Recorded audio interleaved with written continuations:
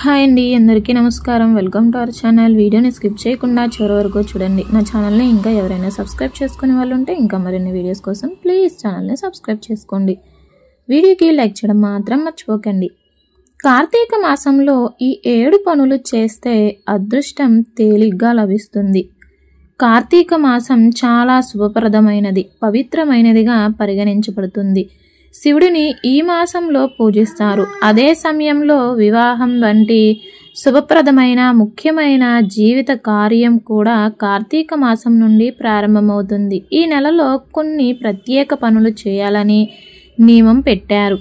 కార్తీక మాసంలో ఈ పనులు చేయండి.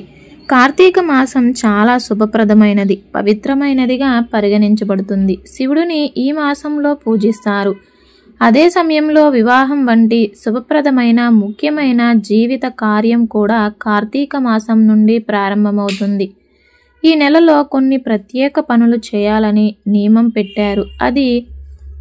ఇది మీ విధిని తీర్చిదిద్దడమే కాకుండా ఈ పనులకు మానసిక ప్రశాంతతను కూడా ఇస్తుంది. కార్తీక మాసంలో ప్రతిరోజు ఈ పనులు చేయడం ద్వారా మీరు అదృష్టాన్ని పొందుతారు. తులసి ఆరాధన. హిందూ మతంలో తులసిని మొక్క కాదు, దేవతగా పరిగణిస్తారు. వీరి ఆరాధన ఆనందాన్ని, అదృష్టాన్ని తెస్తుంది. కార్తీక మాసంలో సాయంత్రం తులసి ముందు దీపం వెలిగించండి. మట్టి దీపం వెలిగించడం. కార్తీక మాసంలో మొత్తం 30 రోజుల పాటు శివుని ముందు నెయ్యి దీపాన్ని వెలిగించడం. ఇది దేవుణ్ణి త్వరగా సంతోషపరుస్తుంది. భగవద్గీత శ్లోకాన్ని చదవడం.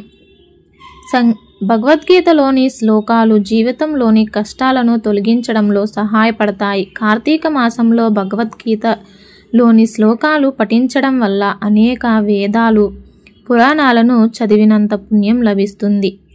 సూర్యోదయానికి ముందు స్నానం చేయడం. కార్తీక మాసంలో సూర్యోదయానికి ముందు స్నానం చేయడం అదృష్టాన్ని తెస్తుందని నమ్ముతారు.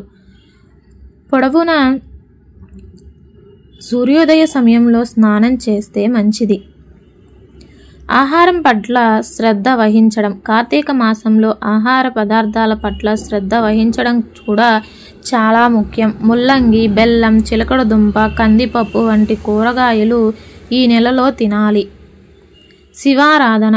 కార్తీక మాసంలో కొన్ని రోజులు కూడా శివుడిని పూజించండి. ధూప దీప నైవేద్యాలు సమర్పించండి. శివుని మంత్రాలు, శివ స్తోత్రాలు వంటివి పఠించండి.